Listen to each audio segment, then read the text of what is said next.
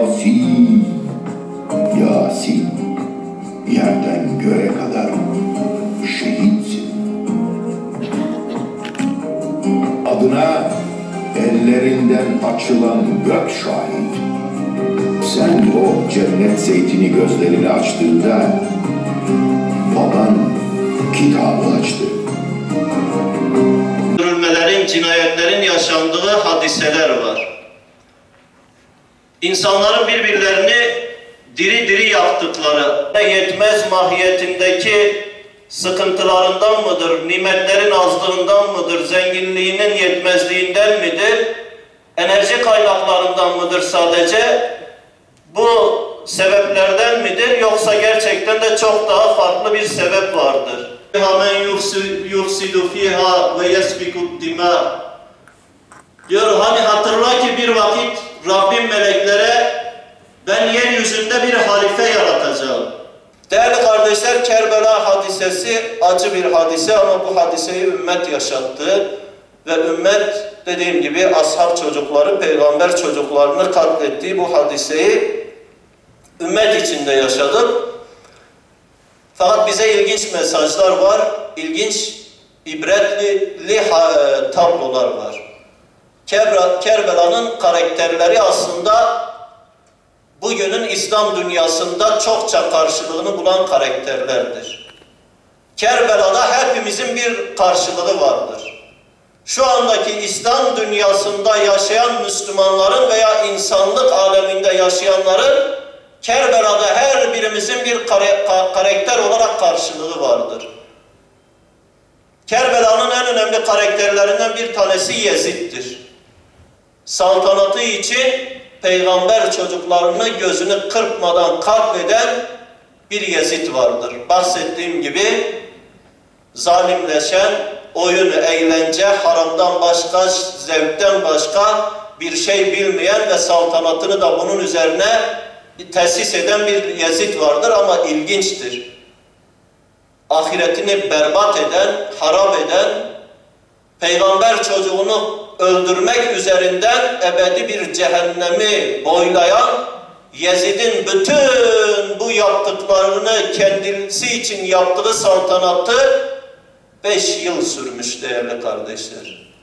Bütün bunlar bir 5 yıl içinmiş.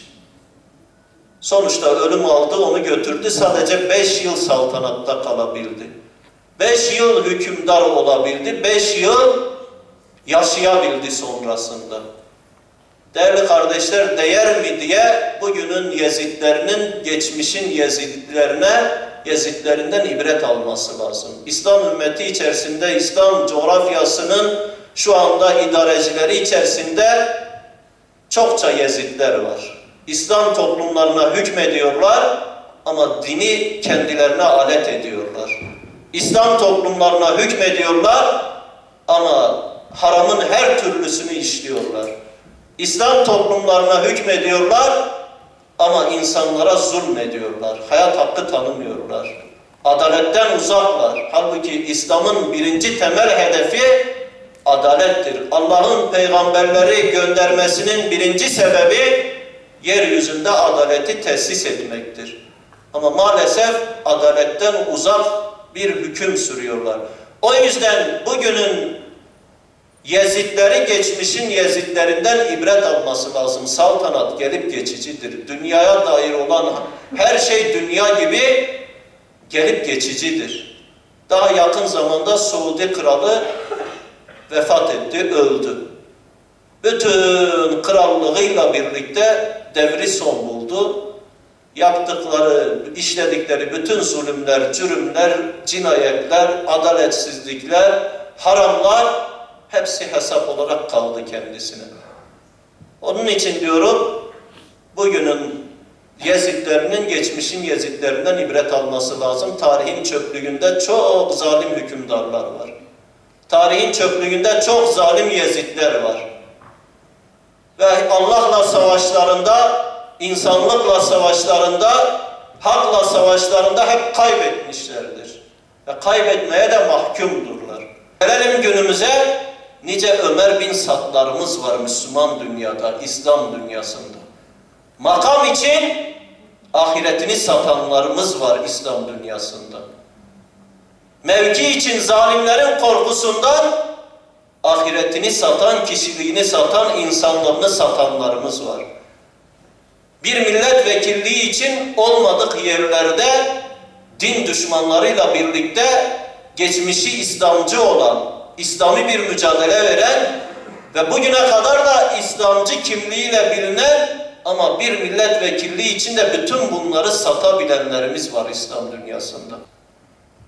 Ama Kerbela'nın kahraman karakterleri de var. Hazreti Hüseyin gibi. Zillet karşısında boyun eğmeyen, kişiliğini, kimliğini, inancını hiçbir şeye satmayan ve Allah'tan başka hiç kimseden de korkmayan,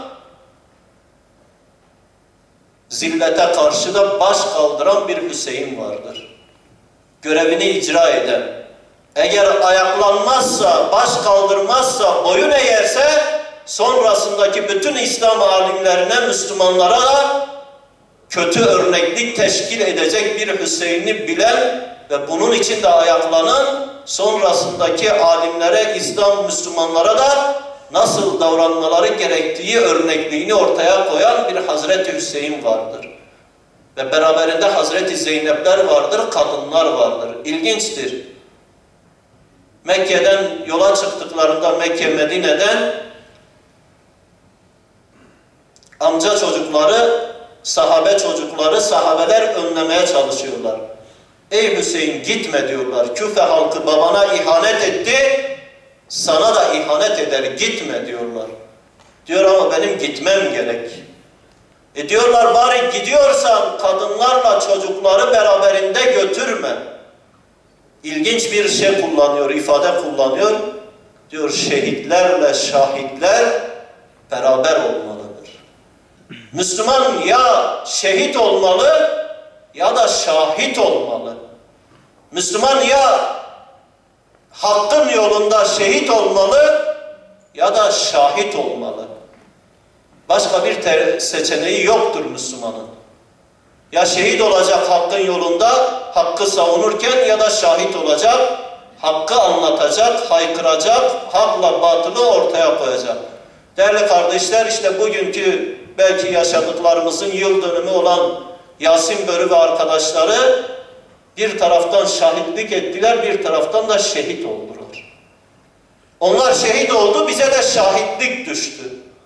Rabbim inşallah hayatımızı İslam uğrunda hizmete adayan, uzun bir ömürle İslam uğrunda hizmete adayan ama sonu akıbeti de şehadet olan kullarından kılsın. Değerli kardeşler, 6-7 Ekim olaylarının iki yönü vardır. Tıpkı Kerbela olayları gibi, Kerbela hadisesi gibi. Biri dinidir, biri siyasidir. Bir, İslam'ın kutsal günlerinin bir kutsal faaliyetinde şehit edildiler. İbrahim'i günlerde şehit edildiler. Birçok yönüyle İslam tarihinde yaşanmış bütün belki hadiseleri kendi şahsiyetlerinde yaşadıkları katliamda, acıda birleştirdiler. Ateşle yakılmak istediler. Tıpkı Hazreti İbrahim gibi İbrahim'i günlerde. Ashab-ı Uhdud genci gibi hakkın ortaya çıkması için, o hadiseyi de hepiniz biliyorsunuz, açmayayım. Genç gibi Yasin ve arkadaşları kendi canlarını feda ederek hakkın ortaya çıkmasına vesile olmuşlardır. Ve her şeyden önemlisi de aslında Yasin'in hikayesi bir camiye olarak bizim 30 yıllık hikayemizdir. Bu toprakların 30-40 yıllık bir hikayesidir. Belki daha uzun süreli bir hikayesidir. Bir vahşete uyandı bütün Türkiye. Yasin ve arkadaşların şahsında yaşanan katliamla bütün Türkiye bir vahşete uyandı. Gözü dönmüş, insanlıktan çıkmış bir kitlenin gencecik masum çocukları nasıl katlettiğini, katlederken de nasıl canavarlaştığını, yamyamlaştığını, vahşileştiğini bütün Türkiye bir kabusla uyanarak gördü. Ama bu kabus içeride çoktan yaşanıyordu. Bu kabus içeride 30 yıldır yaşanıyordu. İnanın öyle vahşetler var ki yaşanmış olup da bilinmeyen. yine PKK canileri tarafından işlenen, yine o ideolojinin eli kanlı çeteleri tarafından işlenen öyle vahşetler vardır ki Türkiye bilmiyor, bu toplum bilmiyor. Sadece Yasin ve arkadaşların şahsında gördüler. Bu olaylar niçin yaşandı?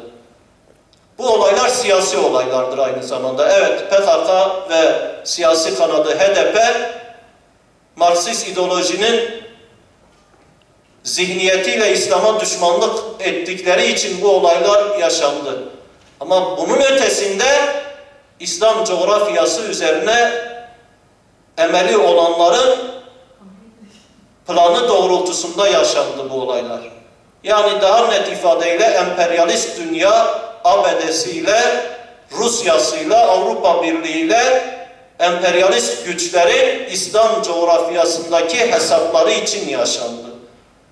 İslam coğrafyasını yeniden dizayn etmek istiyorlar. Bu ihalenin bir parçası PKK'ya verildi, HDP'ye verildi ve bunun üzerinden de bir taraftan 100 yıl önce kendilerine devlet teklif edilen Kürtler, ümmetle beraber hareket edecekleri iradesini ortaya koydukları için İngilizler tarafından cezalandırıldılar. 100 yıl boyunca 4 parçaya bölündüler ve 4 parçaya böldükleri Kürtleri 100 yıl boyunca kendileriyle işbirliği içinde olan zalimlere dövdürdüler. Yani ulusçuluk damarlarını geliştirdiler. Habire 100 yıl boyunca Kürtleri döverek ulusçuluk damarlarını geliştirdiler. Geliştirirken de Müslüman ülkelerin idaresi altında, Müslüman toplumların içinde yaptıkları için Kürtleri bir taraftan da İslam'a düşman kılacak projeler geliştirdiler. Bu son dönemlerde hatırlarsanız Kobani Bahaneli, IŞİD'in oraya saldırmasından kaynaklı olarak Kobani Bahaneli, burada yaşanan 6-7 Ekim olayları da bu planın son vuruşlarıdır. Kürtlerin ulusçuluk damarını geliştirmenin son vuruşlarıdır. İsrail'in önünü açmak vardır. İsrail'in hayali var. Arz-ı mev'ud dediğimiz, kutsal topraklar dediği, Türkiye'nin bir kısmının da içinde olduğu, Suriye, Filistin, Irak, Bilad-ı Şam dediğimiz toprakların içinde olduğu büyük İsrail devleti hayali var. Ve Amerika kendi çıkarlarını gerçekleştirirken bir taraftan, diğer taraftan da İsrail'in önünü açıyor. Hem istikrarsızlık üzerinden insansızlaştırıyor sahayı, hem de İslamsızlaştırıyor. İsrail'e müsait hale getiriyor.